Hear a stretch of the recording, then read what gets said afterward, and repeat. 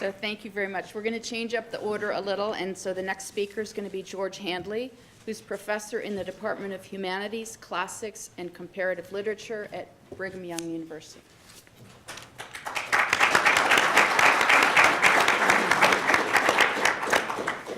Thank you. I don't know, is the PowerPoint in order? Do I know if mine's... I don't Oh, have there it is. Lo and behold. Okay. Well, thank you very much for being here, and thank you to Lincoln Davies for all his hard work. I have been in his shoes a couple of times, and I know how exhausting it is. I've been patting him on the back sympathetically, but I think he's done a phenomenal job, and this is really a great event. I was very privileged to be here yesterday and to hear Mary Evelyn Tucker on Thursday, so this has just been wonderful. My decision to become an involved in environmental advocacy 15 years ago was one of the best decisions I've ever made in my life, and I want to talk a little bit about why. And I also hope to plead with my fellow Mormons to do more of that. I am, of course, a Mormon. I'm a BYU professor and an environmental activist, but I'm a literature professor, which means I really like ambiguity, nuance, and paradox. So today, I want to talk about 5 paradoxes of Mormon environmental advocacy. First of all, advocacy requires knowledge, but it also requires humility. It's a precarious thing. You can risk becoming what the Mormon thinker Hugh Nibley called a zealot without knowledge, which nobody really wants. So as you engage in advocacy, you know you need knowledge, and this includes the knowledge of course, large environmental issues such as climate change and air pollution and its effect on public health and basic ecology, knowledge of the political process, knowledge of the history of the environmental conditions where you live, and deeper knowledge and responsibility to your own beliefs. So as a result of taking the path of advocacy, I feel that I know my home and its ecology better, I know my politics better, and I know my religion better. But advocacy also thrives on an excess of selective information and a reduction of the complexity of problems. That's one of the ways to motivate ourselves to be involved. And as a result, I think there is not a whole lot of humility in advocacy. So bringing religion into the civic sphere could run the risk of adding religious fervor to what is already pretty fanatical. If religion and civic engagement can keep us within sight of what we do not know, and therefore what others might understand better than we ourselves do, and ultimately then why we need each other, why we need to listen empathetically, as Jim Rasband said yesterday, then I think the alchemy between religion and civic engagement can work. Otherwise, I think it might not. As Wendell Berry puts it, to counter the ignorant use of knowledge and power, we have, I am afraid, only a proper humility. Arrogance does not fight arrogance. Secondly, advocacy that stems from your own personal beliefs not only helps you to understand those beliefs and is a way of sort of being faithful to them, but it suddenly brings you into contact with a broader community. So I think one of the greatest blessings in my life as a result of my attempt to try to be truer to my own Mormon beliefs has been the great gift of friendships outside of my Mormon circles, which, by the way, is no easy task for a Mormon professor at BYU with Mormon pioneer ancestors on both sides of my family living in a community that's upwards of 95% LDS. I not only understand my own religion better, as I said, but I understand my indebtedness better to the different people and religions and communities that make up the great state of Utah. And now I'm going to embarrass a few people because these people have inspired me to be a better Mormon. These are people like Diana Johnson, founder of the Utah chapter of Interfaith Power and Light, who invited me to be involved in this great project of fighting climate change on behalf of faith communities in Utah, a retired reverend at St. Mark's. And people like Dee Rowland, a longtime lobbyist for the Catholic Diocese and a moral powerhouse in the state of Utah. People like Elaine Emmy, excuse me, that's Steve Trimble.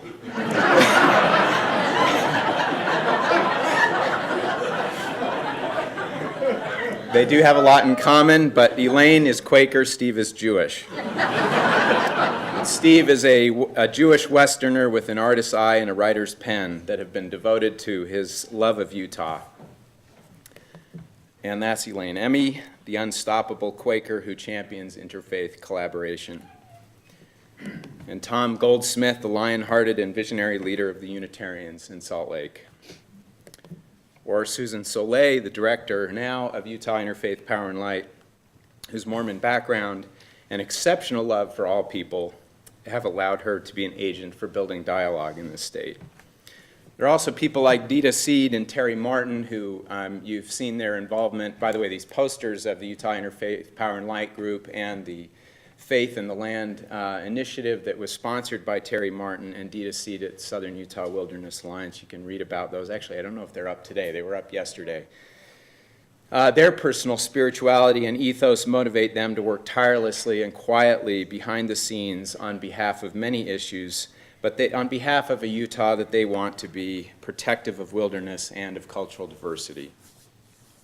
So it's been an extraordinary privilege to work with people like this. Their interest in involving Mormons in their cause and their willingness to listen and understand have deeply moved me. They well understand that the climate crisis cannot be solved until we get everyone on board, but that does not require that everyone have the same philosophy or the same religious views or the same convictions necessarily, but the same common commitment to principle. And so they are committed to building a greater community.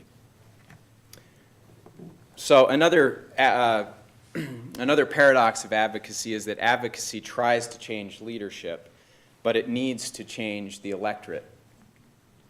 Activists get involved, especially on the environment here in the state of Utah, because of what the elected officials of the state are doing or not doing. But it is often not the elected officials or other power brokers who are the root of the problem, but the electorate itself. Now, I don't mean to be overly forgiving of our elected officials. But the fact is that most Americans know little about the political process. They cannot name who represents them at the city, state, and national levels.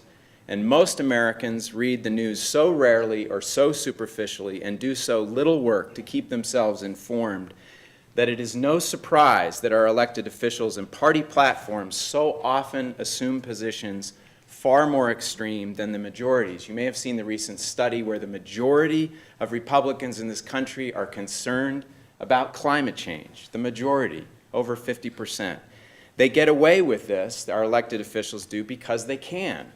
Changing leadership certainly helps, but we can more easily lose a good leader than gain one. That happened recently in the state of Utah. It is politically more sustainable, in other words, to change the culture. Mormon environmentalism is not an oxymoron, but it ain't easy. Curiously, it is often more surprising to non-Mormons than to my fellow Mormons that I have never been mistreated, censored, cautioned, or otherwise discouraged from voicing my concerns about the environment as a Mormon or as a professor at BYU. I have organized symposia at BYU on stewardship. I have invited dozens of very high-profile academics to the university to talk about the environment. I have been interviewed or quoted in most of the papers in this state. I've lobbied in D.C. at the state capitol in my own city, and not once have I ever been told that I was out of line. I have served as a bishop and at stake levels of service, and I am now chair of my department at BYU. Now, I'm not saying, of course, that I speak for BYU or for the church, nor have I ever claimed to. But as a church employee, I have been honored for what I do, and I don't think that's a small thing. Fortunately, we have not only the very earth-friendly doctrines that Elder Nash described yesterday, which I've highlighted briefly here, but we also have a mandate in the LDS Church to be civically informed and engaged. Elder Oaks spoke. Elder Dallin Oaks, who is a member of the Quorum of 12 Apostles of the LDS Church, spoke at Brigham Young University to the students in 2004, urging them to be more civically engaged, and said a less concerned, less thoughtful, and less informed citizenry results in less responsive and less responsible government.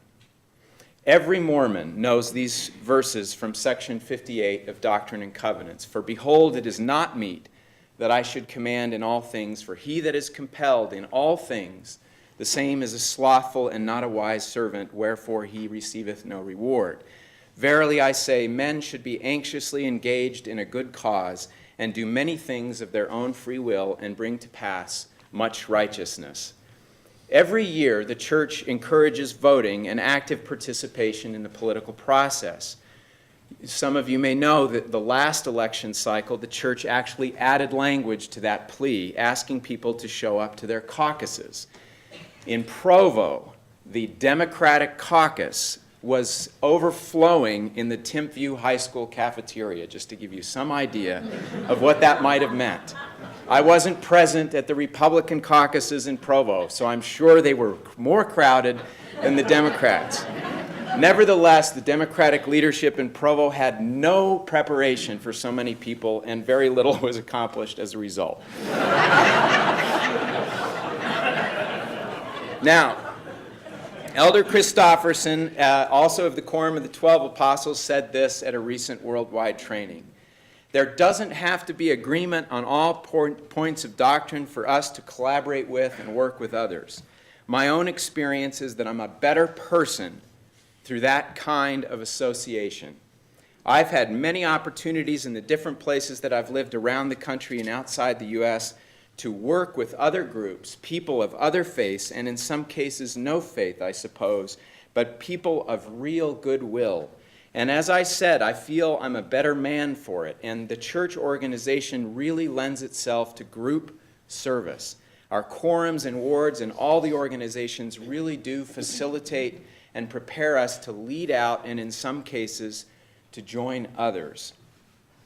Also of the Quorum of the 12 Apostles, Elder Cook said, we should both participate ourselves and support people of character and integrity to help reestablish moral values that will bless the entire community. Let me be clear that all voices need to be heard in the public square. Neither religious nor secular voices should be silenced. And we've heard some of that in the last 24 hours. The paradox, of course, is that despite strong stewardship doctrines and clear encouragement of civic engagement, there remains in this state a strong, even ironclad resistance to policies that promote clean energy, that mitigate against climate change, that protect species, and that seek to protect Utah's extraordinary wilderness. Now, I think Elder Nash was careful to point out this is a worldwide church, and as someone who only briefly lived in Utah as a child and was raised in the East and educated in California, I have a very hard time recognizing Utah politics as anything resembling my Mormonism. And I think there are a lot of other people who feel the same way. So it's easy to judge Utah politics, judge Mormonism by Utah politics. But because environmentalism is not mainstream in Mormon culture, every Mormon environmentalist I know has had to overcome a persistent nagging feeling that others look at them as maybe having something not quite right with them.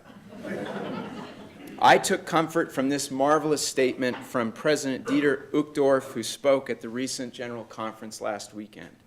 Sometimes we confuse differences in personality with sin. We can even make the mistake of thinking that because someone is different from us, it must mean they are not pleasing to God. This line of thinking leads us to believe that the church wants to create every member from a single mold and that each one should look, feel, think, and behave like every other. This would contradict the genius of God. But we are diverse in our social, cultural, and political preferences. The church thrives when we take advantage of this diversity and encourage each other to develop and use our talents to lift and strengthen our fellow disciples.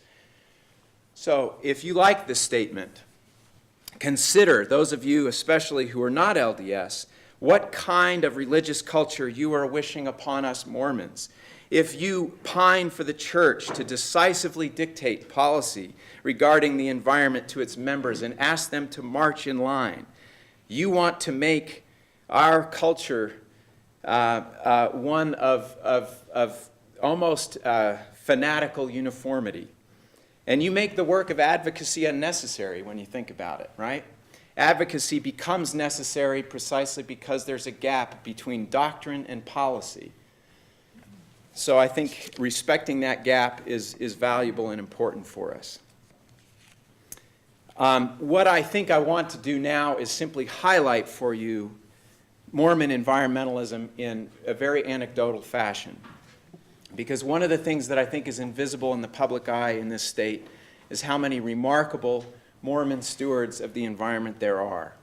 People like Francine Benyon on the right and Lillian Hayes, whose picture I could not obtain, but this is an article from 2001 in the Daily Herald about her. Two women of advanced age who for decades fought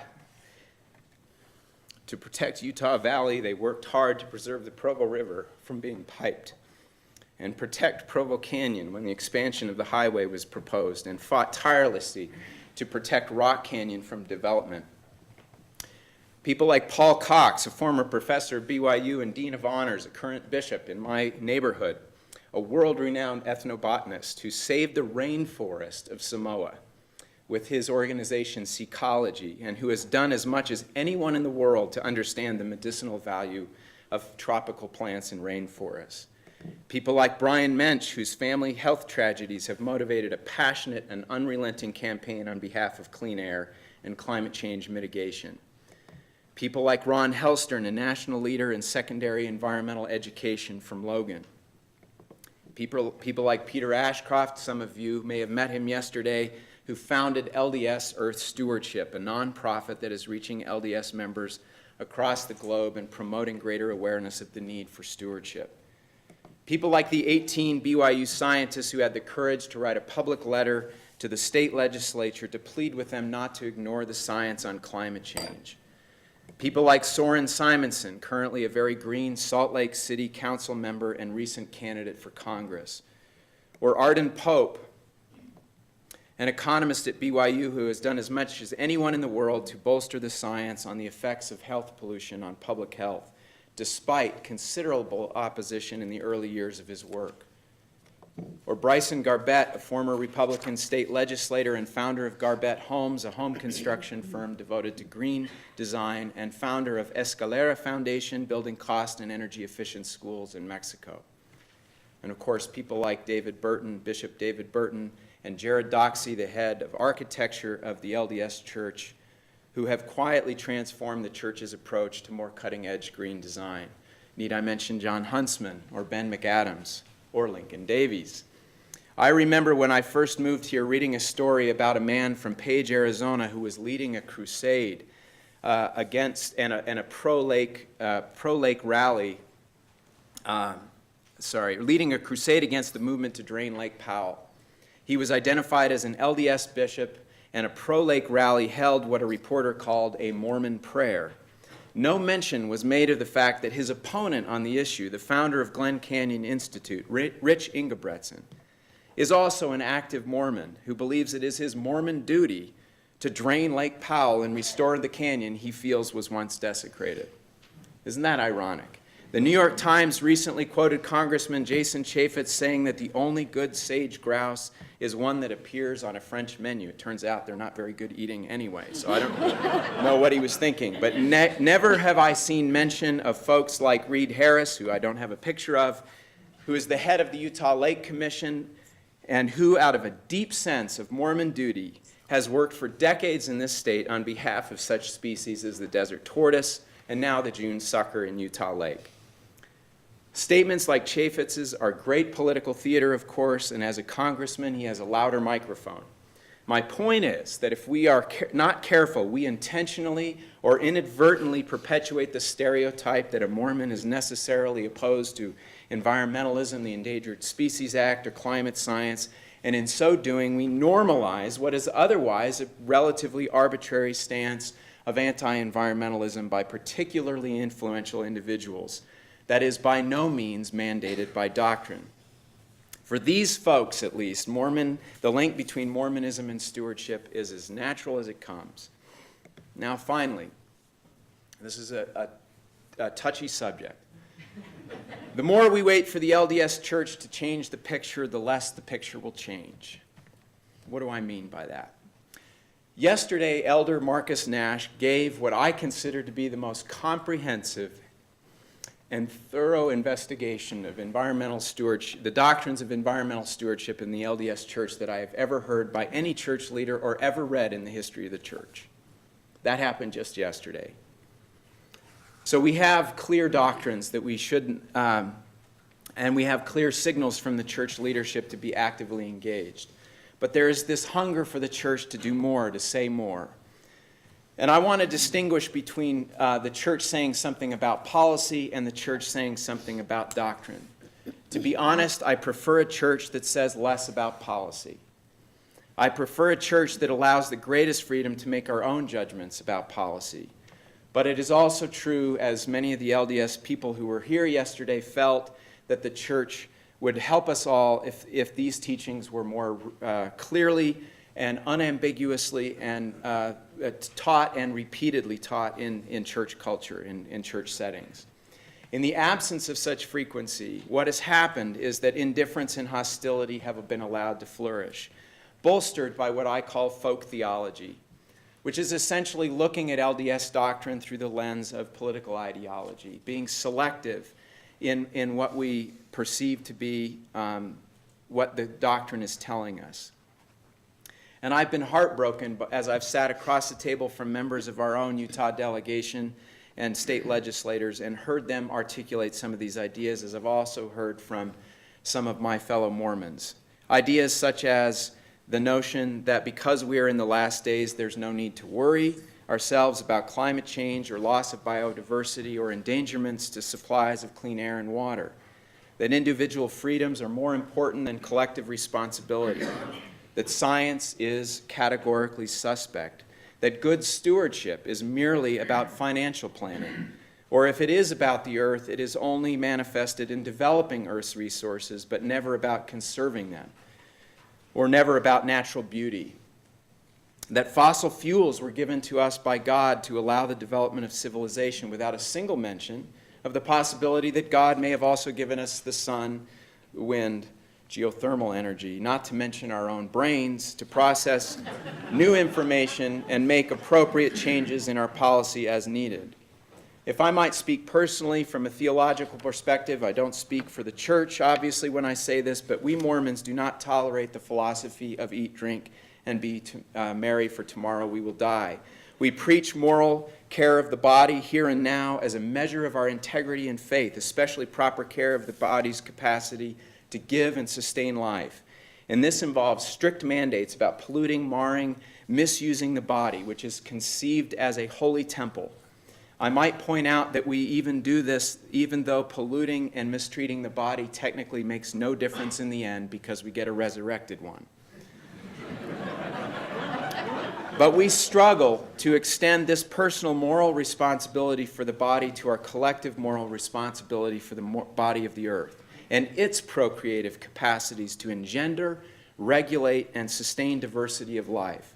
There are scarcely any gifts of greater awe, grandeur, and magnitude than these capacities of the earth, except perhaps for the gift of Christ's atonement in Mormon theology. In Mormonism, we believe that Christ both created this magnificent earth and, as you heard in Elder Nash's talk yesterday, atoned not just for sins, but for the suffering of all life, all infirmities and fragilities of embodiment. To call that atonement a gift and then to glibly dismiss sobering claims about how our greedy consumerism has compromised those capacities and is hurting the world's poor in particular is to cheapen the most holy event in history.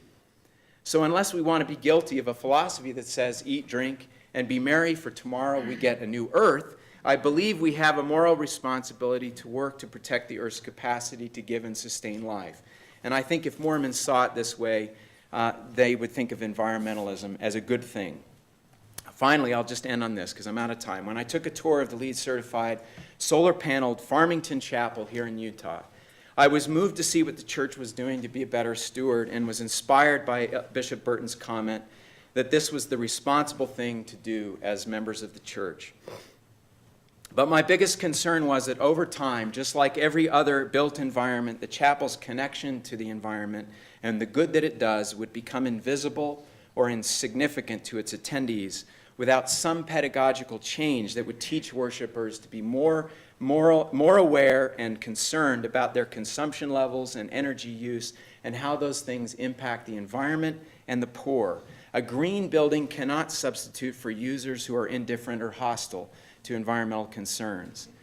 This has caused me to wonder, perhaps too much attention on what the church leadership says or doesn't say distracts us from the fact that the doctrines are already there, the sermon has already been preached. Environmentalism, we Mormons don't need new doctrines. What we heard yesterday was nothing new. It was new in the way that it was focused and comprehensively presented, but nothing in what Elder Nash said should have surprised any Mormon. We need more thoughtfulness, courage, and common sense, and those aren't uniquely Christian or Mormon traits, of course, but when a Christian exhibits them, it sure makes Christianity work a lot better. Thank you.